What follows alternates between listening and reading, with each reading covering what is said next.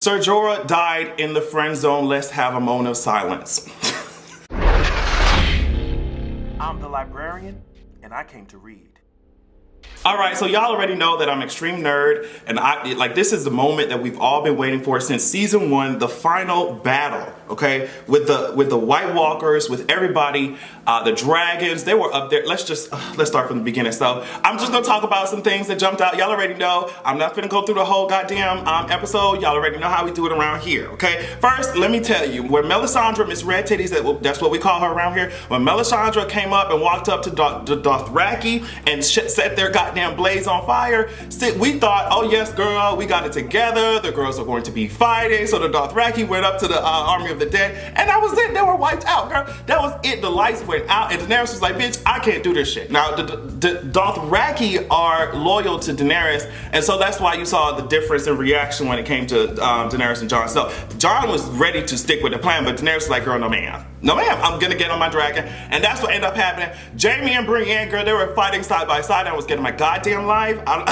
I don't know what to tell you. And when her ass was just and Brienne was fucking struggling and shit, I was like, oh no ma'am, that's my girl. But then Daenerys came down. Daenerys and Jon were on the goddamn dragons, and I was just, the flavor. It tasted so sweet after season after season, girl, of him flirting with these goddamn dragons. We finally see him burning these girls up, and I got my life. Let me see. We had Sansa and Tyrion. They were having some really cute moments in the crypts. It was emotional as hell. I don't know why I didn't expect that. But it was really well written. The whole battle was well done, because for you to be sitting down and watching an hour and 30-minute battle, it has to be really well paced and sequenced, and I think that they did an amazing goddamn job. We saw Arya on the battlement. She was twirling, spinning around like a tornado, girl. She was twirling that baton around. I don't know, girl, like she was in Beyonce's Homecoming. You slicing these heads off these hoes, and I got my life. She was running around in the library, quiet on the set, quiet in the library type of tease, and them books were falling. She got out of there, bitch. The Hound was, girl, he was incapacitated because all that fire. He said, girl, I don't know what to do. Beric Dondarrion was like, sis, you need to get your shit together. And he was like, girl, I can't do it. And then he saw Arya on this, he was like, okay, girl, so what's your excuse for Miss Arya's around here chopping heads off? What's the tea?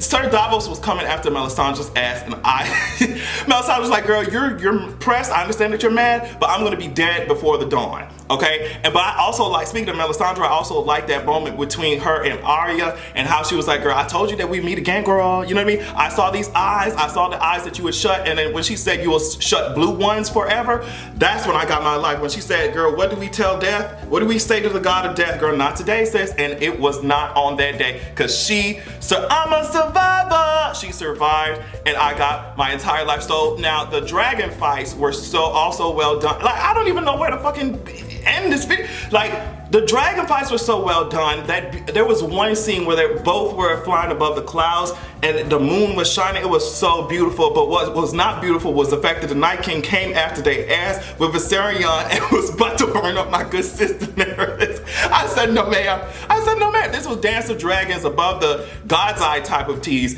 and I got my whole life. What else happened? Jon Snow. Let's talk about Jon Snow for a second. I don't know what y'all see in him.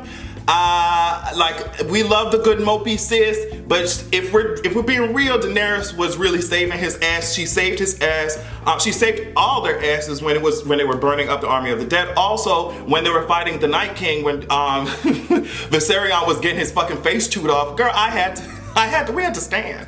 Okay, she saved Jon Snow when she knocked the Night King off his goddamn dragon. Now I'm gonna tell you the two parts. The Night King is a bad motherfucker. Let me tell you something. Because when Jon Snow was running after him and he raised his hands like this and the dead started coming up, I said okay.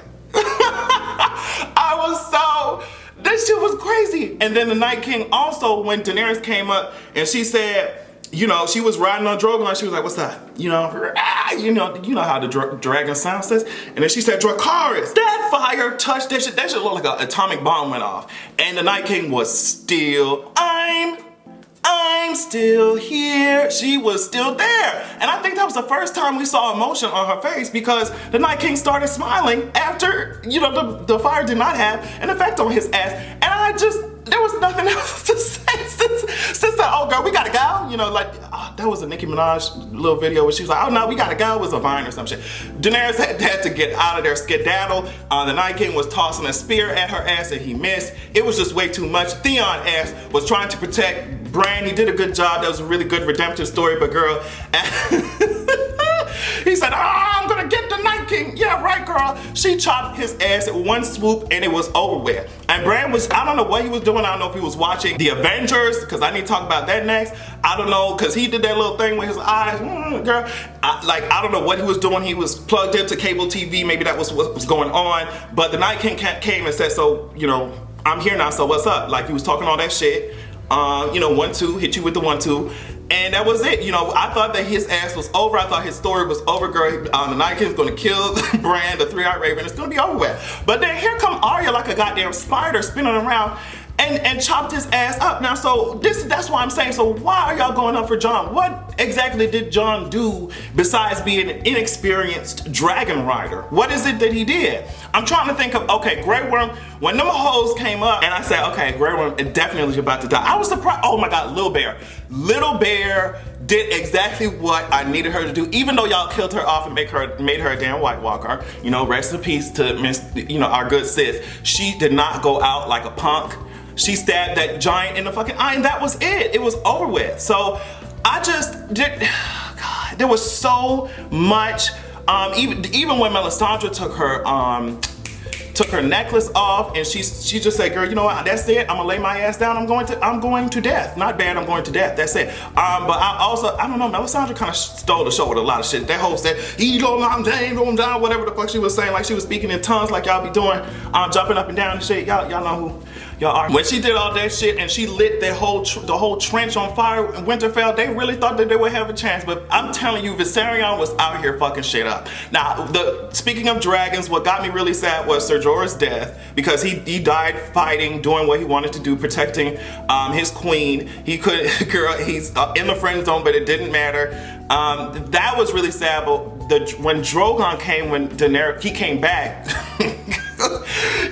He had a whole bunch of motherfuckers on him, like White Walkers on him. He was trying to shake it up like he was Mariah Carey. He said, girl, I gotta go, I gotta blast. He dropped his mama off and said, girl, I'll be back. And so he came back when Daenerys was crying next to her dead friend, and it was just, it was such a good moment. It was such a good moment. But like I said, I think Melisandre stole the show. Little Bear with her courage.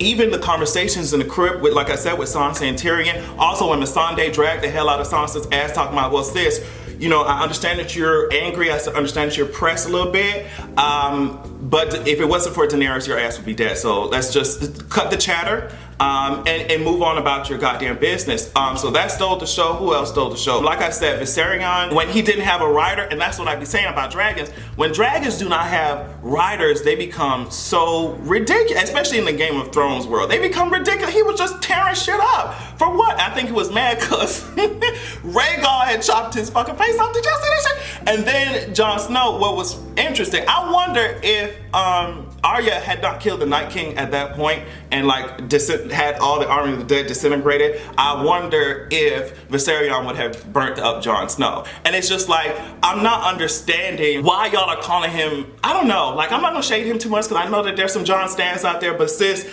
what did he do? Every point of his survival was because someone else saved his ass. So I'm just like, girl, give us some, can you give us something new, something that we could work with, Jon Snow? Can you swing your sword a little bit? Even when you try to, girl, the Night King said, you're not coming close to me, you're not gonna touch me. Like I said before, you know, a huge battle like this is something, like you have to really be strategic in how you film it, how you write it. And I think the reason that they were so successful with this episode, because I was definitely worried about season like 8, because that first episode I was like, girl, I don't know about this shit, you know? But I think that they were so successful with this battle because they focused on characters and character connections and relationships that they have with each other. But you know, it's one thing to just swing a camera around when people, you know, people chopping people down and burning hoes up, but it's another thing to get you to feel all these, so many different types of emotions with one big ass battle. All of that had, it was a high risk of losing the substance of it with all of the dragons and all of the killing and all of that, all of the excitement that people obviously love. But the way that they came down with making you give a fuck about these goddamn characters and making you sad when Beric died. That shit was crazy. Ser Jorah died. Honestly, I thought there was gonna be a little bit more killing. No shade. I mean, I'm not complaining because my good sis Daenerys is still riding around with Drogon. I was so scared. I was like, are these White Walkers going to kill my good sis? Are they really gonna? And Daenerys, oh my God, I didn't talk about that shit. Daenerys picked up a sword and was fighting for her life. She was fighting for her life and she did it so well. She hasn't used a sword before ever. You know, I was kind of pressed in Marine. I don't know, I'm a nerd, y'all already know. I was kind of pressed when she was surrounded in Marine. First of all, if I'm a ruler that just came in and conquered your motherfucking place, I'm not gonna be sitting in a circle surrounded by motherfuckers. That's the first mistake. The second mistake is sis, like I was mad that when she was surrounded by the Sons of the Harpy, that she did not pick up a sword or a spear or something, but I guess she had her Unsullied barely. She barely survived that and Drogon saved her that time. But it was so cool to see Daenerys pick up a sword and fight. Like, because when Arya gave that dagger to Sansa and Sansa was like, girl, I don't know how to use this shit. And Arya's like, bitch, if you don't stab him with the pointy end, let's keep it moving, okay? But there were so many moments in this episode, and I think that it's going to be memed until the end of time. I think that these girls are gonna be putting these clips on. So, like I said, y'all girls, I gave y'all a good, a day? I gave y'all enough time to watch Game of Thrones and get into it, but like, it's going to be sickening the next couple of episodes because we got Cersei in King's Landing. She's not going to give up without a fight. She's not going to let you girls just coast in here and just take the Iron Throne from her. It's not going to happen. So what I think is going to actually happen, she's going to have these ballistas set up, ready and waiting for the Air Force, because you know Jon and Dany, they're going to come in on dragons to intimidate this bitch. It's going to be a mess. But also you have the political drama in the north and how they're going to deal with who's going to be ruling, who's going to be sitting on the Iron Throne. Jon still has to break the news to his people that he is Targaryen, and that he is the rightful, ruler of the Seven Kingdoms. I think that they're going to get married. I hope that they do, and they can rule side by side. But like, what did he say? Ramsay Bolton said, if you think that this shit has a happy ending, you haven't been paying attention, okay? And on that note, unlike Viserion's face, you can have a good goddamn evening.